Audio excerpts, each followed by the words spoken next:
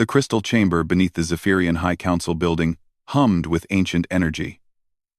Ambassador Keth Ra pressed his scaled palm against the smooth surface, feeling the vibrations of countless eons. The warnings carved into these walls had been dismissed as mythology for over 10,000 cycles. Today, he wished his people had listened. The bipedal demons from the third spiral, he whispered, reading the ancient script. They who turn pain into strength, who find hope in despair, who make weapons from their very suffering. Above ground, the evacuation sirens wailed across New Zephyr. The human fleet had appeared at the edge of their system 3 rotations ago, and every attempt at communication had failed, not because the humans were hostile, but because they were impossible to understand. Keth Ra's communicator buzzed. "Ambassador, you need to see this," came the voice of his aide. Trembling with fear, he climbed the spiral staircase back to his office, where holographic displays showed the human ships. They were not the sleek vessels of advanced civilizations. Instead, they looked like they had been welded together from scrap metal, covered in scars from countless battles. Strange symbols were painted on their hulls in what appeared to be organic matter. "Sir, our deep scanners have picked up something disturbing," his aide said, manipulating the display. "Those ships are not just carrying humans, they are carrying their dead." The image zoomed in on one vessel, revealing through its transparent sections the preserved bodies of humans floating in some kind of stasis fluid. Thousands of them, arranged in perfect rows like a macabre library. Why would they carry corpses into battle? Keth Ra wondered aloud. His aide switched to another feed. "That's not all, sir. We detected massive amounts of what can only be described as emotional resonance emanating from the ships. Pain, loss, rage, but also something else. Something we don't understand." Keth Ra felt his throat sacs contract with fear. The ancient warnings spoke of this too. The humans did not just wage war with technology, but with their very souls. They channeled their grief into power, their loss into determination. A new alert flashed across their screens. The human fleet was moving, but not toward their planet. They were positioning themselves between Zephyr Prime and the incoming asteroid that their scientists had calculated would impact in 47 rotations. "This makes no sense," his aide muttered. "The asteroid is too large. Our best estimates show it would require the combined output of 50 Galactic Republic dreadnoughts to divert its course." Keth Ra counted the human ships. 12 vessels, none larger than a Republic frigate. The humans began their approach to the asteroid. As they moved, something unprecedented happened. The emotional resonance from their ships intensified, but it changed. The pain and rage transformed into something else entirely. Hope, determination, love. "They're not just carrying their dead," Keth Ra realized with growing horror and awe. "They're carrying their motivation." Keth Ra, the first human ship, reached the asteroid and began firing. But their weapons were unlike anything in the galactic databases.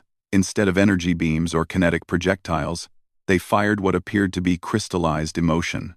Where the beams struck the asteroid, it didn't just break apart. It dissolved, as if the very matter gave up in the face of human determination. The communications array crackled to life, and for the first time, they heard a human voice. "This is Captain Sarah Chen of the UES Memorial. We know you can hear us. We know you're afraid. Every species is, when they first encounter us. But we're not here to conquer you. We're here because something tried to hurt you, and we don't allow that." Keth Ra's hands shook as he activated the response channel. "Captain Chen, this is Ambassador Keth Ra of the Zephyrian High Council. We thank you for your intervention, but we must ask why you risk your ships for a world that is not your own." There was a long pause before the reply came. "Ambassador, our ships aren't just vessels. They're memorials. Every person we carry died fighting to protect someone they'd never met. Their sacrifice powers our weapons. Their love shields our hulls. And their hope guides our path. We don't fight for territory or resources. We fight because fighting for others is what makes us human." The second human ship had joined the first, and the asteroid was dissolving at an incredible rate. But Kethra noticed something else. The human ships were changing. As they channeled the memories and emotions of their dead, they began to glow with an inner light. Their scarred hulls were healing, their welded patches becoming seamless. "How is this possible?" his aide whispered. Captain Chen's voice returned. "Ambassador, there's something else you should know. We've been monitoring your system for some time. This asteroid wasn't natural. It was directed here by someone who wants to test how you respond to extinction-level threats. Someone is coming, and they're not friendly." Kethra felt his world shift. Who is coming? "The same beings our ancestors warned yours about 10,000 years ago. The same ones who drove us from our first home, who taught us that survival requires more than technology. It requires the willingness to carry your dead into battle and let their love guide your hand." The third human ship fired, and the asteroid simply ceased to exist. Where it had been, space itself seemed to shimmer with residual emotion. "The Devourers are coming, Ambassador. They consume civilizations by stripping away everything that makes them worth defending. Hope, love, sacrifice, honor. They leave behind shells that breathe and think, but no longer truly live. They tried this with humanity once." "What happened?" Kethra asked, though part of him already knew. "We fed them our grief until they choked on it. We showed them our dead and explained why each one mattered. We taught them that some things are worth more than survival. And then we followed them home and made sure they could never threaten anyone again." The human fleet was turning now, positioning themselves in a protective formation around Zephyr Prime. "But they learned from their failure with us," Captain Chen continued. "They've been seeding the galaxy with these tests, these artificial disasters. When a species fails to show sufficient unity, sufficient willingness to sacrifice for others, the Devourers mark them as suitable prey." Kethra looked at the displays showing his people's evacuation efforts. Orderly, efficient, but ultimately selfish. Each individual concerned only with their own survival. "You failed the test, Ambassador. But that's okay. We're here to help you study for the retake." The human ships began broadcasting something new. Not words, but pure emotion. The feelings of parents dying to save children they'd never had, of soldiers charging impossible odds for comrades they'd known for days, of lovers sacrificing their lives for partners they'd only just met. It was the entire emotional spectrum of human sacrifice, and it washed over Zephyr Prime like a wave. Kethra felt it touch his mind, and for the first time in his life, he understood what it meant to care about someone more than himself. Around the planet, he knew others were feeling the same revelation. "The Devourers will arrive in 30 rotations, Captain Chen said. "That's enough time to teach you what you'll need to know. Enough time to help you understand that the greatest weapon in the universe isn't technology or numbers or surprise. It's the willingness to die for someone else's tomorrow." As the human ships settled into their protective positions, Kethra realized that the ancient warnings had been wrong about one thing. The humans weren't demons. They were guardian angels, and they had come to teach his people how to grow wings of their own. The training began at dawn on the 15th rotation.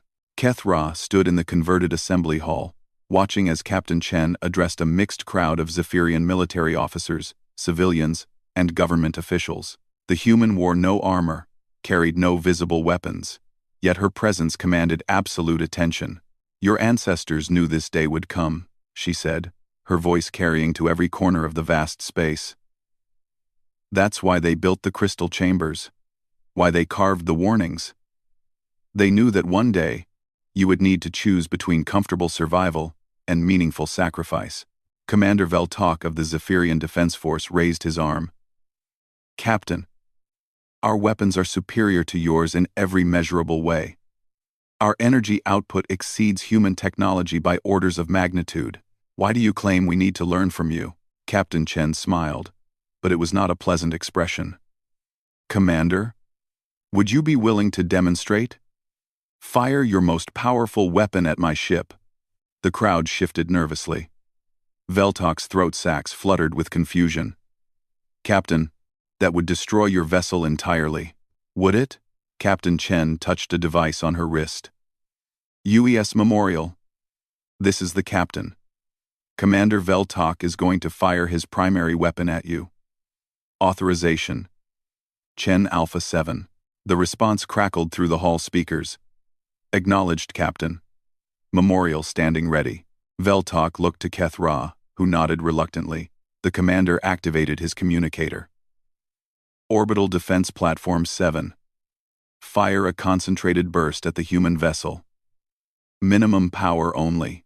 Through the hall's transparent dome, they watched as a brilliant beam of energy struck the memorial. The ship didn't just survive the impact. It seemed to absorb the energy and grow brighter. Again, Captain Chen said calmly. Full power this time. Captain, that's impossible. No shield technology can. Full power, Commander. This time, the energy beam was visible as a column of destructive force that would have vaporized any Zephyrian vessel. When it struck the memorial, the human ship pulsed with brilliant light, and something extraordinary happened. The beam split, redirected harmlessly into space, but not randomly. The redirected energy formed patterns, symbols that hung in the void like writing made of starlight. What did you just write? Kethra whispered. Captain Chen's expression softened. The names of everyone who died protecting Memorial's last mission. Their sacrifice powers our defenses, and their memory gives our shields purpose. Your energy didn't damage us. It became part of our monument to them. She gestured to a wall display that showed the energy patterns more clearly. Every weapon fired at a human ship in anger becomes a celebration of why we fight. The more you try to destroy us, the more you remind us of what we're protecting. A young Zephyrian scientist, barely past her molting age, raised her hand tentatively. Captain, how do you weaponize emotions? Our science says feelings are electrochemical responses, not physical forces. What's your name? Captain Chen asked. Zara Ka, Captain, junior researcher in theoretical physics. Zara Ka, do you love anyone? The young scientist's scales flushed with embarrassment. Yes, Captain. My clutch siblings. Would you die for them? Of course. Why, of course. Your death wouldn't benefit you. Logically, you should preserve your own life. Zaraka struggled for words. Because they matter more than I do. 2. Captain Chen nodded approvingly. And there it is.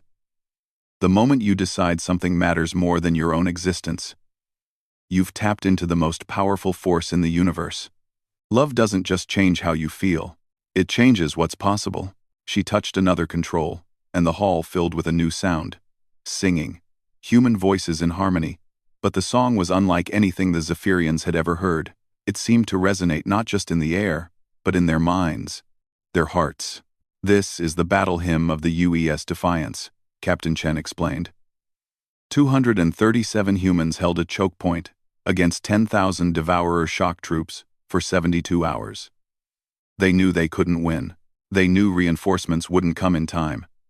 But they also knew that every minute they held the line meant another transport of refugees would escape. The singing grew louder, more complex. Other voices joined the first, thousands of them, singing the same song across impossible distances. They're all dead now, Captain Chen continued. Every single person who sang this song that day. But listen carefully. This recording was made 3 years after the battle. The implications hit the assembled Zephyrians like a physical blow. The dead humans were still singing. Commander Veltok stood abruptly. That's impossible. Death is the cessation of biological function. Consciousness cannot persist without what? Captain Chen interrupted. Without a brain? Without organic neural pathways?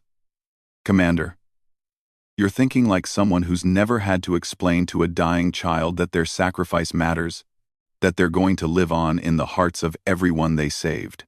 The singing shifted. And now it was accompanied by visual displays. Holographic humans appeared throughout the hall. Translucent, but clearly present. They wore the uniforms of soldiers, medics, engineers, civilians, men, women, children, elderly. All of them had one thing in common. They were dead.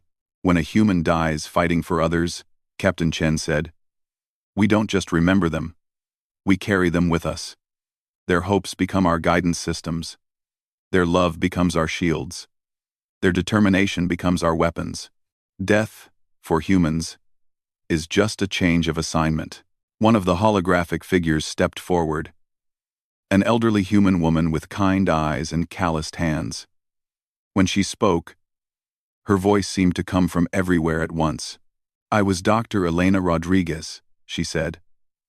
I died holding together the medical bay of the UES sanctuary while it evacuated an entire orphaned generation from the Kepler-7 disaster. I've been dead for 43 years. But I'm still healing people. Still protecting children. Death couldn't stop me from doing what I was born to do. Another figure approached. A young man in engineer's coveralls. Chief Petty Officer Marcus Thompson. I died keeping the reactor cores stable on the UES Determination, while she rammed a Devourer hive ship. Been dead 16 years now, but I'm still keeping the lights on, still making sure our ships have the power to save people. More spirits spoke, each one sharing their story, their purpose, their continued service beyond death. The Zephyrians listened in stunned silence as the reality of human existence revealed itself. You see, Captain Chen said, humans don't fight alone. We fight alongside everyone who ever died believing in tomorrow. The Devourers can destroy our bodies, consume our worlds, shatter our fleets. But they can't touch this. They can't devour love that's already been given, sacrifice that's already been made, hope that's already been planted in the hearts of others. The holographic humans began to fade, but their voices lingered, whispering encouragement, sharing wisdom, offering comfort. Your test begins tomorrow, Captain Chen announced. The Devourers will send scouts first, probing your defenses, measuring your resolve. They'll offer you surrender terms that sound reasonable. They'll promise to spare your lives in exchange for compliance. And you'll be tempted to accept. Because survival is logical. She walked among the assembled Zephyrians, meeting each set of eyes. But I want you to remember something. The dead humans you just met? They were all offered the same choice. Surrender and live, or fight and die.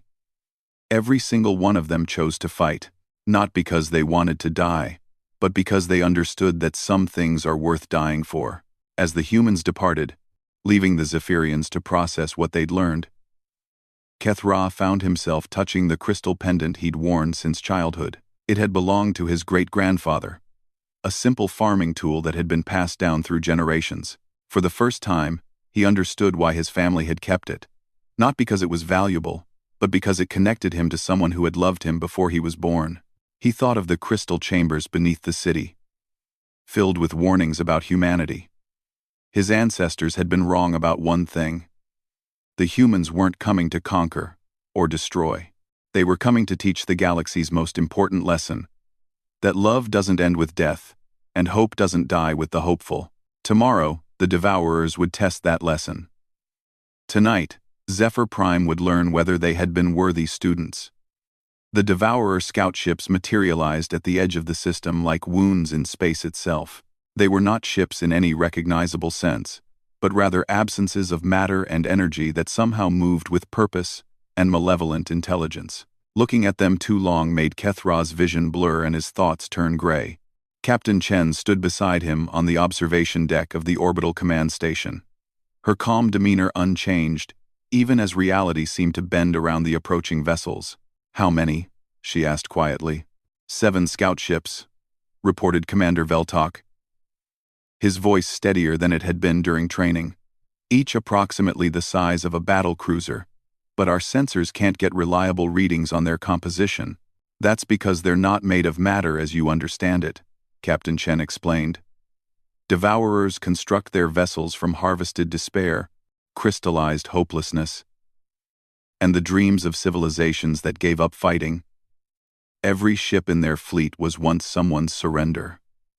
The main communications array crackled to life, but instead of sound, it transmitted something far more insidious. Emotions flooded the station: weariness, futility, the certainty that resistance was pointless. Several Zephyrian technicians swayed at their posts, their hands falling away from their controls. "Don't listen," Captain Chen commanded, and her voice cut through the emotional assault like a blade. "UES Memorial. Activate memorial protocols.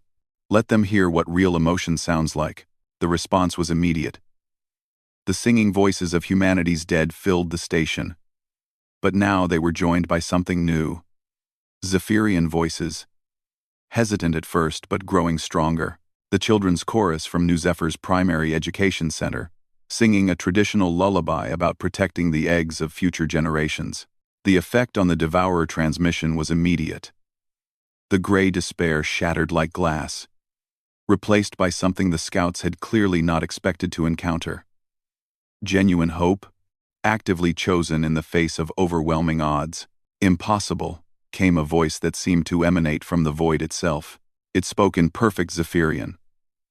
But the words carried the weight of cosmic emptiness. "We have measured this species. They lack the unity necessary for resistance. They are individuals concerned only with personal survival." Kethra stepped forward, surprising himself with his own courage. "You measured wrong." The pause that followed stretched across several heartbeats. When the Devourer spoke again, there was something new in its voice. Curiosity, perhaps, or confusion. "You are Ambassador Kethra, designated leader of this species' communication protocols. Our analysis indicates you have never participated in military action, never demonstrated willingness to sacrifice personal welfare for abstract concepts. You are precisely the type of individual we expect to negotiate reasonable surrender." "You're absolutely right," Kethra said, and felt Captain Chen's approval beside him. 3 rotations ago, I would have done exactly that. I would have calculated the odds, considered the alternatives, and chosen survival over principles I didn't even understand. "Then you will surrender?" "No, I will fight. Not because I've become someone different, but because I've finally become who I was meant to be." He activated the station's external cameras and directed them toward the planet below. "Look at my world, Devourer. Look closely." What the cameras revealed defied everything the Devourers thought they knew about Zephyrian society. Across the planet's surface, civilians were not fleeing to shelters or hiding in their homes. Instead, they were gathering in public spaces, linking arms, forming vast chains of connection that stretched across continents. Adults and children, leaders and followers, all united in a simple demonstration of solidarity. "They're not fighters," Kethra continued. "Most of them have never held a weapon or seen a battle. But they've learned something from the humans that you'll never understand. They've learned that love is not a weakness to be exploited, but a strength to be shared." The Devourer ships moved closer, and space around them began to darken. Not the simple absence of light, but something deeper. The darkness that comes when hope abandons a place and takes all possibility with it. "Your human teachers will not save you," the voice hissed. "We have faced them before. We know their limits. Emotion cannot defeat entropy. Love cannot overcome logic. Death cannot be denied forever." Captain Chen finally spoke. "You're right about one thing. Death cannot be denied. But it can be transformed." She touched her communicator. "Memorial, Helena, Defiance, and all souls aboard. You know what to do." What happened next would be recorded in the archives of every species in the galaxy, studied by philosophers and scientists for generations to come. The human ships didn't fire weapons in any conventional sense. Instead, they opened themselves completely, broadcasting not just the memories of their dead, but the full experience of what it meant to die for others. The Devourer scouts, creatures that fed on despair and hopelessness, found themselves flooded with something their biology couldn't process. Willing sacrifice made joyful. Death chosen as an act of love, ending transformed into beginning. "What are you doing to us?" the lead Devourer screamed. But its voice was changing, becoming less empty, more human. "We're showing you what you used to be," Captain Chen replied gently. Before you forgot what it meant to care about something more than survival. Before you became so afraid of death that you forgot how to live. The darkness around the Devourer ships began to crack, and through the cracks came light. Not the harsh illumination of stars, but the soft glow of remembered warmth. Faces began to appear in the void around each ship, translucent but undeniably present. The faces of everyone the Devourers had consumed over the millennia, everyone who had surrendered hope and been digested into their fleet. "We remember you," whispered a voice that might have been human, or Altarian, or any of a dozen extinct species. "We remember what you promised us. You said surrender would mean peace. You said resistance would only bring pain." "We remember," joined another voice, and another, until the space around the scout ships rang with the testimony of the devoured. "You were wrong. The pain ended when we stopped fighting, but so did everything else. The love, the hope, the reason for existing at all." The lead Devourer ship was changing now, its impossible geometry becoming something more familiar, more alive. "No," it pleaded. "We evolved beyond such weaknesses. We transcended the need for connection, for sacrifice, for hope." "You didn't transcend anything," Captain Chen said, and her voice was infinitely sad. "You just got scared and decided that feeling nothing was better than risking pain. But pain is what makes joy precious. Death is what makes life meaningful. Endings are what give weight to beginnings." Around Zephyr Prime, something unprecedented was happening. The chains of connected Zephyrians were glowing with the same soft light that emanated from the human memorial ships. Each individual was still themselves, still afraid, still uncertain. But they were no longer alone. Kethra felt it first as warmth in his chest, spreading outward until it encompassed his entire being. The knowledge that he was part of something larger, something that would continue even if he fell. He was connected to every Zephyrian on the planet, to every human in the fleet, to everyone who had ever chosen to stand together against the dark. "This is what you never understood," he said to the Devourer fleet. "You thought love was a weakness because it makes you vulnerable, but vulnerability is what makes love powerful. When you open yourself to pain, you also open yourself to everything else. Joy, hope, connection, meaning." The Devourer ships were transforming rapidly now, their impossible angles becoming curves, their darkness becoming translucent crystal. The voices of the consumed grew stronger, no longer whispers, but declarations. "We choose to remember," they said in unison. "We choose to feel again. We choose to reclaim what you took from us and what we gave away." "No!" the lead Devourer cried. But its voice was no longer empty. It carried weight now. Emotion. The terrible beauty of feeling something real. "We cannot return to what we were. The pain, the loss, the inevitable ending of everything we touch. The pain is worth it," said Dr. Elena Rodriguez, her spirit manifesting more solidly than ever before. "The loss is worth it. The ending is worth it. Because between the beginning and the ending, there's a story. And every story that includes love is a story worth telling." The transformation completed as they watched. The 7 Devourer scouts became something new, their crystalline forms pulsing with internal light. When they spoke again, it was with voices that trembled with rediscovered emotion. We remember our names," one whispered. I was the harmony of distant stars. I was a people who sang to comfort the dying. I was a civilization that chose peace over conquest. And when the darkness came, I forgot why peace mattered. "I was the garden of living memory," said another. "I preserved the stories of extinct worlds. I held the last words of dying species. I surrendered because I thought survival was more important than meaning." One by one, they reclaimed their identities, their purposes, their reasons for existing. And as they remembered, they began to change again. Not into ships or weapons, but into something the galaxy had never seen. Devourers who had learned to nurture instead of consume. "The main fleet," the former lead scout said urgently. They come in force, thousands of ships, millions of consumed souls. They will not be so easily reached. Captain Chen nodded grimly. Then we'd better get ready to teach a very large class. But as she spoke, Kethra realized something had fundamentally changed. The test was over.